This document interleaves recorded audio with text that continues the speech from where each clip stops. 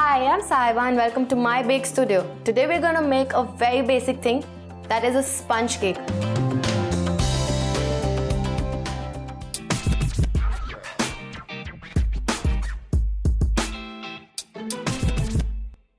When I started baking, as in I made my first sponge cake was in the 8th grade and it was a total disaster. I didn't weigh the ingredients properly, the method was wrong, my oven was not preheated, so a lot of things. So when I started my college, the first session, my first class was how to make a sponge cake and how I was grilled to get it right throughout my course.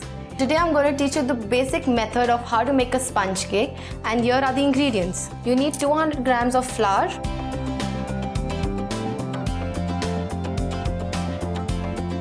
85 grams of cocoa powder, 4 grams of baking soda, 4 grams of salt. Take all the dry ingredients and sieve it together. Make sure there are no lumps in it. If there are more lumps, your egg will not rise. And when you fold it, you will have a lot of lumps and your batter is going to be very lumpy. The ingredients are very simple. The technique is also very easy. It's just that make sure that when you're baking, you use the right proportion of all the ingredients and the method. Now we're done with the sieving. We're going to start with the next process, that is beating the eggs and the sugar together. So all you need is 10 medium-sized eggs.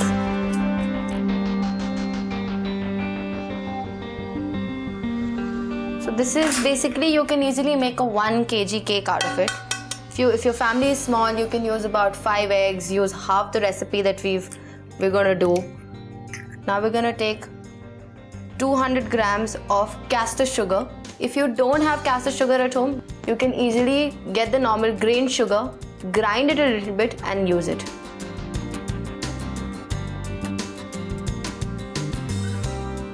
It's around 1 tablespoon of vanilla essence. The reason why we put vanilla essence is because we don't want the egg essence to be there in it. So to break the smell, we add vanilla essence in it. So now we're going to beat it. So this is basically an electrical beater.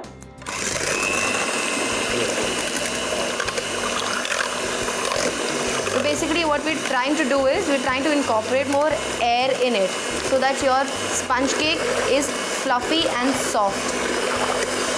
We're going to beat it for about 7-8 minutes till the time the batter becomes fluffy and the eggs and the sugar come to a soft pea consistency. So as you can see, the colors become a little bit pale. When we started beating, it was yellow. Now it's become pale yellow. So if you beat it more, it's going to go towards a little bit of off-whitish. So the more you beat it, the color will change.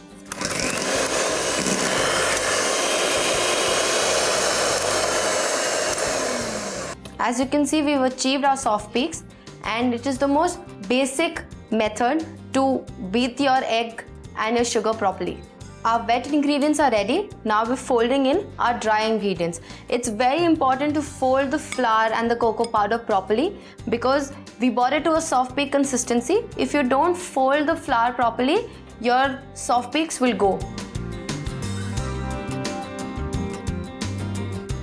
So when you're adding the dry ingredients, make sure you don't whisk your batter like this. Cut and fold.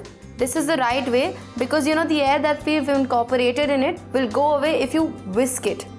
You can see how fluffy, nice and chocolatey it is, and when it's baked, it's going to be even more chocolatey. As you can see, now our batter is ready. All you need is a cake tin. I've greased my cake tin with a little bit of oil and butter paper. Now we're going to pour the batter. So now I've put the batter in the cake tin. Make sure you don't fill it till the brim because when you're going to bake it, the cake will rise.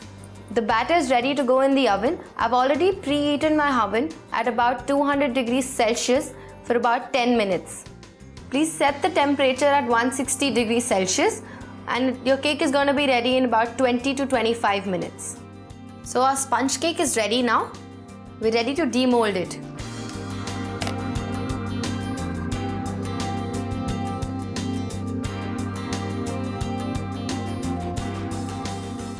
So now we're going to remove the butter paper from it.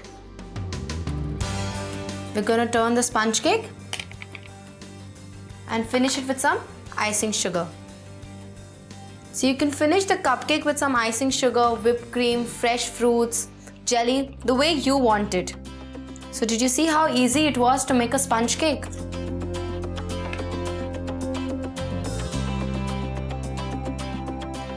So my beautiful sponge cake is ready. You can have it with a cup of coffee, tea, or with your friends.